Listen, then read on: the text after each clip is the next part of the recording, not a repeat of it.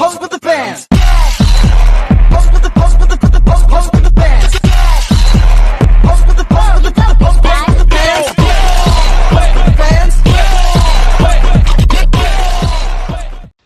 Assalamualaikum warahmatullahi wabarakatuh. Perkenalkan, nama saya Jessica Putriani dan teman-teman sekelompok saya yaitu Davin Syaktia, Ridho Nazwar, Tengku Ramadhani. Kami dari kelompok 1 ingin mempresentasikan tentang pajak pertambahan nilai PPN. Saya ingin memulai dengan mengucapkan terima kasih kepada Bapak Panji Suratriyadi yang telah memberi kami kesempatan kali ini. Presentasi ini diharapkan dapat memberikan wawasan baru dan inspirasi bagi kita semua. Di sini saya akan menjelaskan pajak pertambahan nilai atau PPN. PPN merupakan pajak yang dikenakan terhadap pertambahan nilai yang muncul karena pemakaian faktor-faktor produksi oleh pengusaha kena pajak atau PKP yang menyiapkan, menghasilkan, dan memperdagangkan barang kena pajak atau jasa kena pajak. Lalu di sini ada undang-undang yang mengatur PPN. Yang pertama, Undang-Undang Nomor 8 Tahun 1983 tentang pajak pertambahan nilai barang dan jasa dan penjualan atas barang mewah. Yang kedua, Undang-Undang Nomor 18 Tahun 2000. Lalu yang ketiga, berikut barang atau jasa yang tidak dikenakan pajak PPN. Yang pertama, barang hasil pertambangan atau pengeboran seperti minyak mentah, asbes, batu bara, dan gas bumi. Terus yang kedua, ada barang kebutuhan pokok yang contohnya beras, jagung, susu, daging, kedelai, dan sayuran. Terus yang ketiga, makanan dan minuman yang disajikan di rumah atau restoran.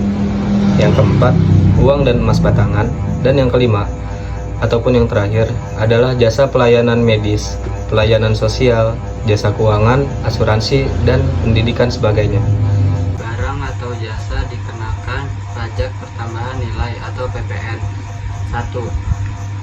Penyerahan barang kena pajak dan jasa kena pajak di dalam daerah pembiayaan yang dilakukan oleh pengusaha.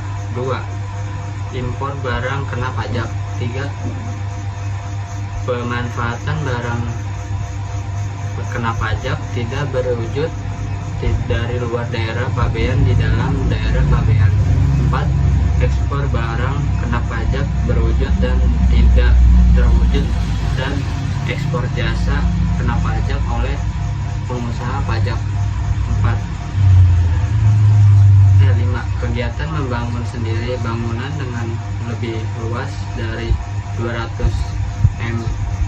meter persegi yang dilakukan di luar lingkungan perusahaan dan atau pekerjaan oleh orang pribadi atau badan yang hasilnya digunakan sendiri. Dasar pengenaan pajak PPN. 1. Harga jual. 2. Nilai ekspor. 3. Nilai impor. 4. Penggantian. Fungsi PPN. 1. Sebagai perhitungan kekurangan pajak atau kebijakan pajak. 2. Fungsi PPN sebagai fungsi anggaran. 3. Sebagai fungsi koalisi pemerintah. 4. Sebagai fungsi stabilitas penerimaan negara. 5. Fungsi PPN sebagai fungsi pembayaran negara. Lalu ada tarif pajak PPN. Yang pertama ada tarif umum, itu di kisaran 11% untuk penyerahan dalam negeri. Lalu ada tarif khusus, itu di 0% diterapkan atas ekspor BKP berwujud maupun tidak berwujud dan ekspor JKP. Lalu ada tarif pajak di 11%, dapat berubah menjadi lebih rendah yaitu 5% dan paling tinggi 15% sebagaimana diatur peraturan. Yang terakhir ada tarif umum 11% dan tarif khusus yaitu 1% sampai 3%. Adapun rumus dan cara menghitungnya, yaitu perhitungan PPN yang terutang dilakukan dengan cara pengalikan tarif pajak dengan DPP. Proses perhitungan tersebut dapat diilustrasikan sebagai berikut. Pajak pertambahan nilai sama dengan tarif PPN dikali dasar pengenaan pajak. Baik, di sini saya akan melanjutkan slide sebelumnya yang dijelaskan oleh teman saya. Di sini ada contoh kasus, yaitu pada tanggal 3 Juli 2024 terjadi transaksi PKP PT AAA di Semarang menjual satu buah kulkas seharga 6 juta, belum termasuk pajak pertambahan nilai kepada Tuan A di Magelang. Transaksi menjual di Semarang adalah penyerahan di dalam daerah pabean. Kulkas adalah barang kena pajak, yang menyerahkan kulkas adalah pengusaha kena pajak. Jadi, transaksi ini atau peristiwa ini dikenai PPN. Transaksi ini tidak mendapat fasilitas PPN, tidak dipungut atau dibebaskan.